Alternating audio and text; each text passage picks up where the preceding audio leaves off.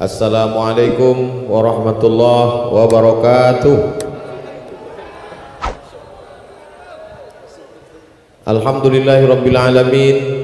Wassalatu wassalamu ala asyrafil anbiya'i wal mursalin sayyidina wa maulana Muhammadin wa ala alihi wa sahbihi wa man tabi'ahu ila yaumiddin. Yang sama-sama kita hormati Bapak Haji Sahrial Abdi, PJS Bupati Kabupaten Bengkalis beserta rombongan, Bapak Kapolres Bengkalis, Bapak General Manager Pertamina, para tamu, para hadirin hadirat, bil khusus Mudir Direktur Pondok Pesantren Al-Qusairiyah Darul Khair Al-Qusairiyah, hadirin hadirat muslimin muslimat yang besar tak dihimbau gelar, yang kecil tak disebut nama, insyaallah kita semua dimuliakan Allah Subhanahu wa taala. Amin ya rabbal alamin. Poin pertama yang ingin saya sampaikan bahwa saya bersahabat baik dengan Ustadz Dr. Muhammad Khair Al-Qusairi. Kami dulu sama-sama mengajar di IAIN Suska, sekarang UIN, mengajar bahasa Arab. Lalu kemudian setelah itu saya berhenti, dan sampai hari ini hubungan kami sahabat baik tetap berlanjut. Mudah-mudahan bersahabat di dunia bisa bertetangga di surga bersama Nabi Muhammad SAW. Saya dan beberapa orang sahabat alumni IAIN, alumni Al-Azhar Kairo, membuat yayasan namanya Yayasan Tabung Wakaf Umat. Kami mengumpulkan beras. Maka beras ini dibagikan tadi secara seremonial 500 kilo untuk santriwan santriwati. Kalau kita bersahabat orangnya, maka yayasannya juga mesti bersahabat. Kalau bersahabat orangnya, lembaganya juga insya Allah bersahabat. Dan hari ini yang bertemu ini bukan hanya persahabatan orang, tapi juga persahabatan lembaga, yayasan, institusi. Ada lembaga namanya Pemda, ada lembaga namanya Basnas, ada lembaga namanya kepolisian. Karena orang-orangnya bersahabat, berhubungan dengan baik, maka lembaganya pun juga ikut. Karena lembaga itu seperti kendaraan mobil, ada supirnya. Seperti pesawat, ada pilotnya. Jadi silaturahim dimaknai bukan hanya silaturahim orang, tapi juga silaturahim lembaga dan yayasan. Maka betul kata Nabi, man ahabba ayyubsatalahu fi rizqihi, siapa yang mau dilapangkan rezekinya, wa yunsa'alahu fi asarihi, dipanjangkan umurnya, falyasil rahimahu, hendaklah dia rajin-rajin menyambung tali silaturahim. Bapak Ibu yang ada di Sungai Pakning, ini yang datang bersilaturahim kemari ini bukan orang-orang dekat. Pak Kapolres dari Duri, lalu kemudian Pak Bupati menyeberang laut datang kemari, lalu kemudian kami pula dari Rokan Hulu ke Dumai baru sampai kemari, besok baru pulang ke Pekanbaru. Dan tadi saya lihat ada 3 bis dari Pekanbaru. Ternyata ada 3 bis jamaah dari Pekanbaru datang kemari, semuanya untuk datang bersilaturahim. Padahal ini musim Covid, musim wabah. Kita tetap ikut protokol kesehatan, tetap menjaga jarak, cuci tangan, pakai masker, hand sanitizer dan lain sebagainya. Insya Allah kalau kita rajin-rajin bersilaturahim, Allah segera mengangkat wabah Covid ini dari negeri kita, insya Allah. Silaturahim orang baik di tempat yang baik, silaturahim orang baik di majelis yang baik. Tidak ada majelis yang lebih baik daripada majelis ilmu. Makanya dikatakan lebih afdal duduk di majelis ilmu daripada sholat 100 rakaat. Begitu dalam kitab At-Targhib wa Tarhib Imam Al-Munziri. Maka di masa akan datang ini merupakan terus kita laksanakan silaturahim ini, silaturahim orang, silaturahim yayasan, silaturahim golongan. hari ini bisa terwujud acara besar ini, tentulah ini karena orang-orang yang punya semangat bersilaturahim. Ini poin yang pertama. Poin yang kedua, hari ini saya dipertemukan dengan orang paling bertuah, yaitu Ibunda Ustadz Dr. Muhammad Khair Al-Qusairi. Beliau adalah orang yang beruntung karena sudah mengandung 9 bulan 10 hari, menyusukan 2 tahun. Anak beliau doktor S3, pulang ke kampung halaman membangun pesantren. Berapa banyak orang mengandung 9 bulan 10 hari yang dikeluarkannya orang sakau, orang mabuk, koruptor, korupsi. Tapi ibunda tidak demikian. Maka ini menjadi pelajaran bagi ibu-ibu semua. Ibu tanyalah Omak Ustadz Dr. Muhammad Khair, apalah wirid bacaan doa dia waktu mengandung dulu? Apa makanan yang dikasihnya sehingga anaknya bisa jadi doktor, berhasil di Pekanbaru dan balik ke kampung halaman membangun Sungai Pakning. Kalau anak dikirim ke Jakarta jadi artis terkenal banyak duit, balik dibawanya penyanyi dangdut rok pendek, mabuk atuk-atuk di kampung. Tapi orang Sungai Pakning bertuah. Ada putra dari tanah Sungai Pakning ini pergi ke Pekanbaru kuliah S1, S2, S3, berhasil dia di sana membangun pesantren, balik kemari, alhamdulillah orang percaya. 1,1 hektar tanah bulat-bulat dikasihkan ke Ustadz Khair. Itu kan menunjukkan orang percaya. Saya sampai hari ini belum ada orang ngasih tanah ke saya. Karena mungkin asal ditengoknya muka saya takut dia tanah itu saya jual. Mengasih tanah, mengasih semen, jauh-jauh ibu-ibu dari Pekanbaru, komunitas Umi Aisyah namanya, mengasih 300 sak semen. Itu baru Umi Aisyah, belum Umi Khadijah lagi, belum lagi umi-umi yang lain. Ini video ini nanti akan kita share.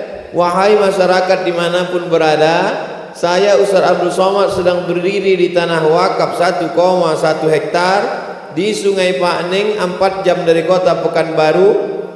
Bagi yang mau mewakafkan semen, mewakafkan batu, membangunkan masjid, datanglah ke Sungai Pakning.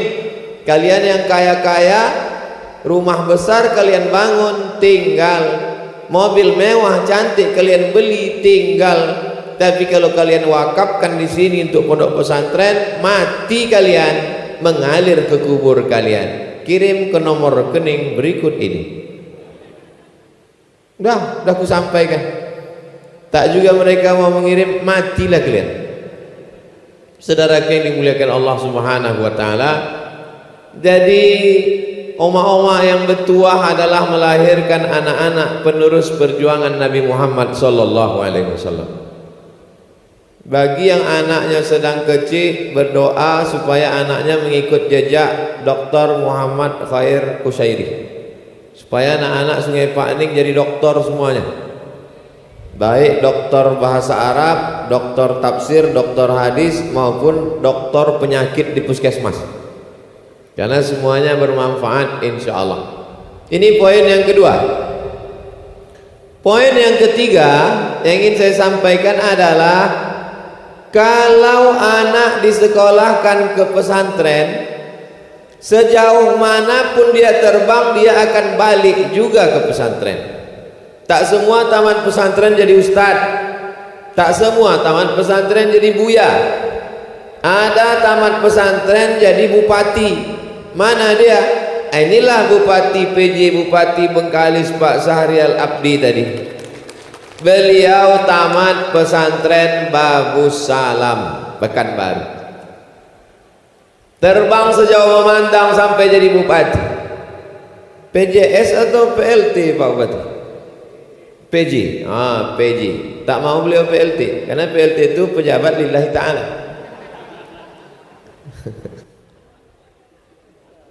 Beliau jadi bupati Bengkalis, Datang dia peletakan batu pertama pesantren. Kenapa?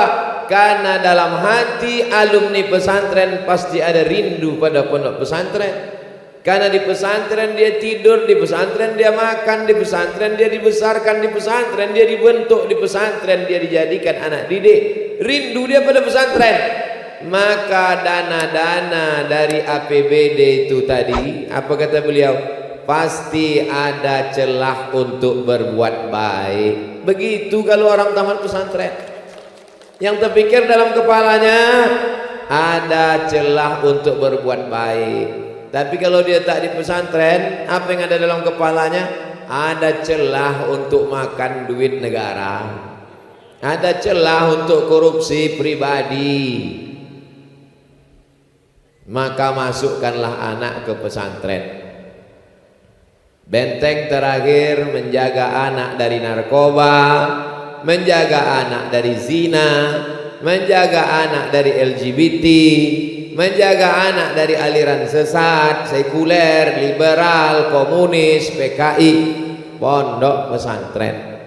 Jadi kalau ada selama orang ini menganggap untuk apalah anak ini dimasukkan ke pesantren, nanti tak berwibawa, untuk apalah anak ini di pesantren, mau jadi apa? Hari ini bapak ibu-ibu sudah menengok bahwa alumni pesantren bisa jadi bupati.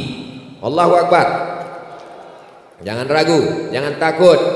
Kira-kira kalau tamat pesantren ikut tes polisi, lulus apa tak lulus? Lulus, karena jantungnya bersih, paru-parunya bersih, anak pesantren otaknya bersih, hatinya bersih. Kira-kira kalau tamat pesantren ikut tes tentara, lulus apa tak lulus? Lulus, karena badannya sehat, lari-lari, melompat-lompat, berjalan dan lain sebagainya. Otaknya cerdas karena menghafal Al-Quran, hatinya bersih karena dididik dengan akhlak doa-doa Tuan Guru. Poin yang ketiga, balikkan anak-anak kita ke pendidikan asal di Indonesia adalah pesantren. Yang penting 6 tahun itu aja dia di pesantren. Sesudah 6 tahun, sanawiyah 3 tahun, aliyah 3 tahun, kuliahnya terserah. Kalau dia hobi bercocok tanam, masukkan ke IPB, Institut Pertanian Bandung, Institut Pertanian Bogor. Kalau dia mau jadi dokter, masukkan ke Universitas Islam Indonesia Yogyakarta. Ada beasiswa full dokter gratis kalau dia hafal Quran. Dia mau sekolah agama, aku ingin sekolah agama, mak, kirim dia ke Mesir. Tapi kalau dia tak tertarik sekolah agama, jangan kirim ke Mesir. Banyak orang tua anak ini tak suka sekolah agama, dikirim juga ke Mesir, balik jadi Fir'aun. Saya hampir jadi Fir'aun lagi. Bapak Ibu yang dimuliakan Allah Subhanahu wa taala, poin ketiga ini penting. Poin yang keempat, pilih amal A sampai J, mana yang kira-kira cocok. Gambar sudah ada, A, B, C, D, E, F, G, H, I, J. A, masjid. Man bana masjidan, siapa yang bangun masjid, banallah mislahu baitan fil jannah, dibangunkan Allah satu tempat di surga. B, gedung administrasi, nah itu dia. C, ruang kelas, mengajilah anak di kelas tu pagi, petang, siang, malam, belajar bahasa Arab, nahu, sorob, fikih, balaghah, mantik, ma'ani, bayan, fikih, kimia, matematika, bahasa Inggris, bahasa Arab. C, ruang belajar putra. D, ruang belajar putri, ada laki-laki ada perempuan di sini. E, perpustakaan, laboratorium. F, asrama. Itu yang membedakan asrama pesantren dengan tidak. Karena di sini mereka diajar bagaimana melipat kain, bagaimana memasang spray, bagaimana menjahit baju, bagaimana mencuci. Sekarang banyak anak-anak yang taunya makan minum, membasuh piring makannya pun dia tak tahu. Untuk apalah punya anak yang banyak duit, kaya raya, tapi piring makannya emaknya dia suruh, emaknya jadi pembantunya. Nauzubillah. Di sini dia dididik akhlakul karimah, tata krama, sopan santun. H, dapur umum. I, rumah guru dan ustadz, karena ustadz menetap di sini. J, pos. Kalau tak juga bisa membangunkan masjid, gedung, kelas dan lain sebagainya, bangunkan aja lah pos tuh. Nampaknya pos itu yang paling murah. Yang membangunkan pos nanti di surga dapat pos juga. Bapak Ibu yang dimuliakan Allah Subhanahu wa taala. Ustaz Somad nih mengajak orang aja membangun pesantren, mengajak orang aja menyumbang, tapi dia sendiri tak menyumbang. Saya menyumbang 100 sak semen. Cuma tadi saya tak tahu bahkan bahwa ada acara penyerahan. Kok tahu tentu minta buatkan saya tadi baleho 100 sak. Berfoto pula awak sini kan. 100 sak semen. Berapa 100 sak semen di Sungai Pak ini? 1 sak semen 65. 65.000. Oh, mahal. 65.000 kali 100 6,5 juta. Kupak juga. Tapi 100 sak semen yang awak wakafkan untuk pesantren ini, itulah yang awak bawa mati. Dibangunlah rumah sampai 3 lantai, kamar mandinya keramik dari Spanyol. Mati awak, habis kalau rumah tu dipakai bini awak dengan laki bronisnya. Yang membangun awak, yang membeli tanahnya awak, yang memanggil tukangnya awak, duitnya duit awak, membangun awak. Mati awak, dibawanya laki baru sama suami bronis berondong manis. Kesian deh lu. Saya cerita ini sengaja tak menengok bapak-bapak tuh. Saya ngarah ke ibu. Soalnya kalau saya tengok ke mereka menitik air mata dia. Aku udah sampaikan. Datang pula ibu nih, asal dapat duit beli cincin, dapat duit beli golang, dapat duit beli rantai, dapat duit beli subang, dapat duit golang kaki, dapat duit golang leher, dapat duit gigi emas. Asal jumpa kan, mati. Secuci tangan, semangkuk emas tadi habis. Kalau ibu mati, emas semangkuk cuci tangan, siapa yang mengambil? Tuh.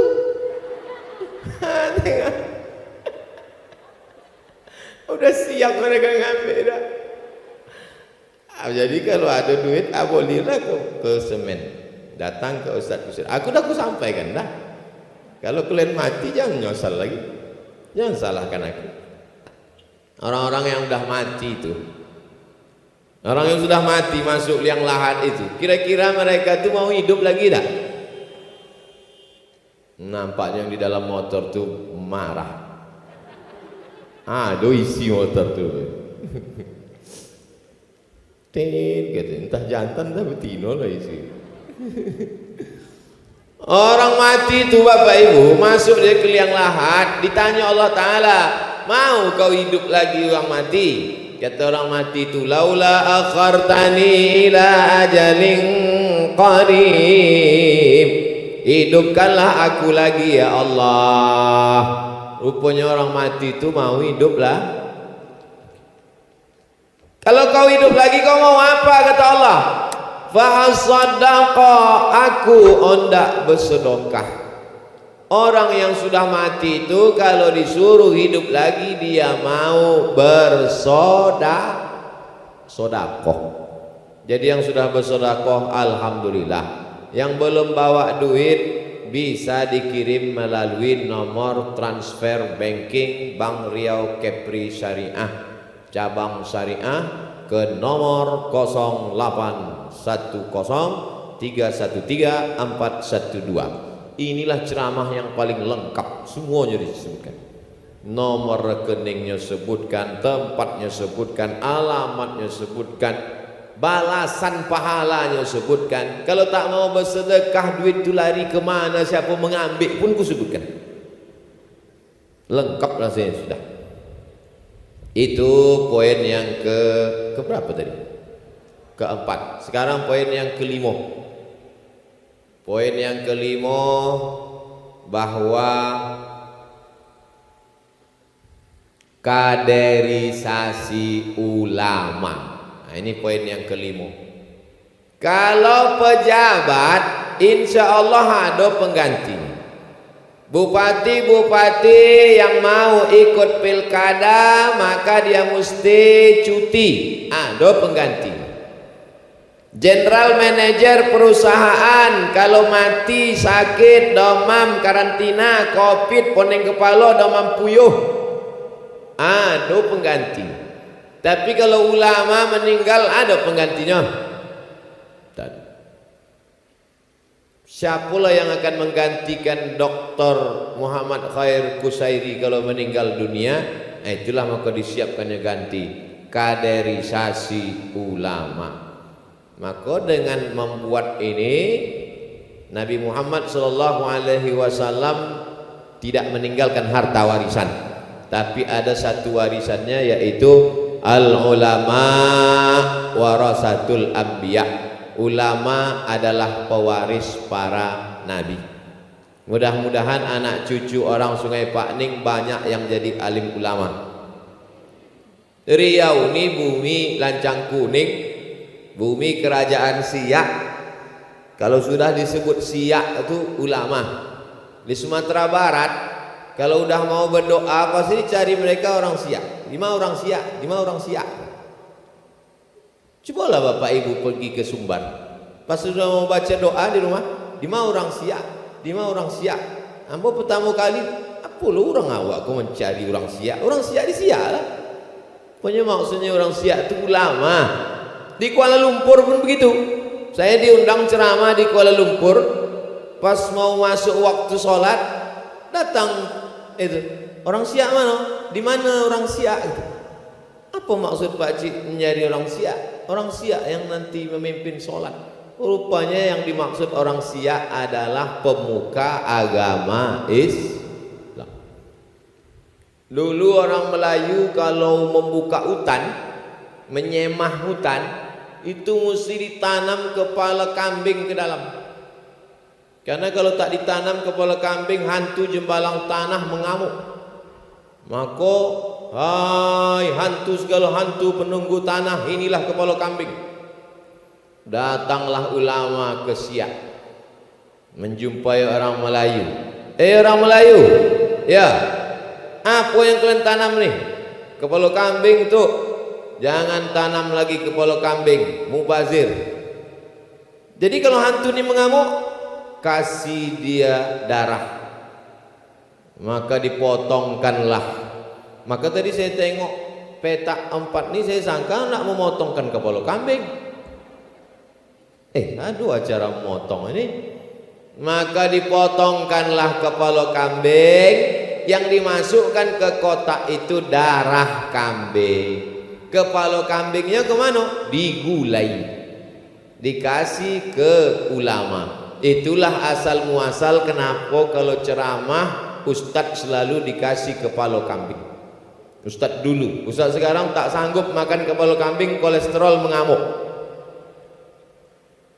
Ulama lah yang menyelamatkan orang Siak daripada menyembah hantu jembalang tanah. Kalau tak datang ulama ke sini, sampai hari ini orang Melayu masih lagi menyembah hantu dengan mengasihkan kepala kambing. Tapi hari ini tak ada. Kenapa begitu? Karena akidah diluruskan oleh para ulama. Kita tak boleh takut pada hantu, tak boleh takut pada jembalang tanah, takut awak hanya kepada Allah, la ilaha illallah. Itu salah satu keberhasilan ulama menyelamatkan akidah umat. Hari ini semua orang Melayu menutup kepala. Menutup kepala. Siapa yang sudah berjasa memperjuangkan ini? Ulama. Menutup aurat. Maka kalaulah ulama tak ada, hancur. Dan ulama itu dibentuk oleh pondok pesantren. Kebahagiaan tak terhingga bagi masyarakat Sungai Pakning, bil khusus masyarakat Kampung Jawa, bahwa ini hadiah anugerah terbesar tahun 2020. Nanti Bapak Ibu orang Kampung Jawa Sungai Pakning ketika cerita ke anak cucunya, beda cerita orang Kampung Jawa Sungai Pakning dengan kampung yang lain. serentak sedunia. Tahun 2020 mengatakan tahun 2020 tahun Covid, 2020 tahun wabah, 2020 tahun penyakit. Tapi di kampung Jawa tidak. Tahun 2020 tahun rahmat, karena disitulah peletakan batu pertama pesantren Darul Khair Al-Qusairiyah. Ini anak-anak kecil yang hari ini hadir, 2030, 2040, 2050 mereka lah yang akan menjadi gubernur Riau. Mereka menjadi Kapolda, Kapolres, Kapolsek, Dandim dan Rem. Mereka yang akan menjadi General Manager Chevron, Pertamina, perusahaan minyak, minyak alam, minyak mobil, minyak pesawat, minyak jelantah. Nanti tahun 2050 mereka akan cerita ke anak cucu mereka, dulu nak, 30 tahun yang lalu ada namanya penyakit wabah Covid-19 namanya, membunuh umat manusia ratusan ribu, berjuta mati. Waktu itu semua manusia ini bermasker, tak nampak mukanya. Waktu itu semua manusia ini berhenti, tak bisa ke Makkah 30 tahun yang lalu. Tapi di tahun itu pula lah berdirinya pondok pesantren di Sungai Pakning, Kampung Jawa, yang meletakkan batu pertamanya waktu itu almarhum Abdul Somad, kata mereka. Belum juga pasti saya mati waktu itu, ini agak-agak. Tapi diperkirakan sebagian bapak ibu nih waktu itu habis sudah mati. Kalau saya belum lagi. Masalah mati ini tak perlu kita takut, karena kita semua pasti akan mati. Menjadi pejabat belum tentu jadi pejabat, jadi orang kaya belum tentu jadi orang kaya, tapi menjadi mati pasti. Hari ini kita mengatakan yang ada ini nyata semuanya. Tanah ini nyata, mobil tuh nyata, baju dinas ini nyata. Tapi kalau kematian datang, maka semua menjadi tak nyata. Mobil tak nyata, jabatan tak nyata. Yang nyata hanyalah malaikat mungkar nakir azab kubur. Percaya tak percaya? Yang tak percaya angkat tangan. Tak apa-apa, saya tak marah, silakan. Nanti kau mati, baru kau rasakan di belangkung malaikat. Saudara yang dimuliakan Allah Subhanahu wa taala, hidup ini singkat, bukan lama hidup ini. Mau kau sombong karena hartamu, silakan. Mau kau angkuh karena jabatanmu, silakan. Mau kau merasa kau yang paling hebat karena badanmu berotot, silakan. Lama hidup banyak dirasa, jauh berjalan banyak ditengok. Saya sudah lama menengok orang kaya sombong, pejabat sombong, mati juga akhirnya, mati. Asal ada orang-orang kaya, pejabat-pejabat yang sombong itu mati, datang saya menengok jenazah. Saya tengok, kau rasakan kan? Mati juga kau akhirnya kan? Aku hidup lagi.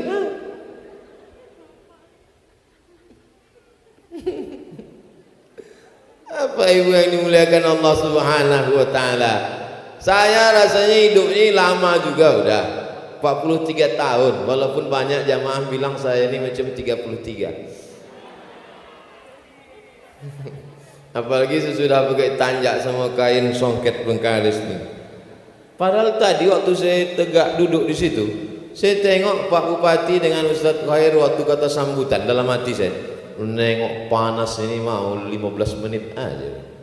Tapi pas sudah sampai di sini tak terasa pula panas. Hebat memang doa-doa jamaah. Memang tak panas tapi keringat basah.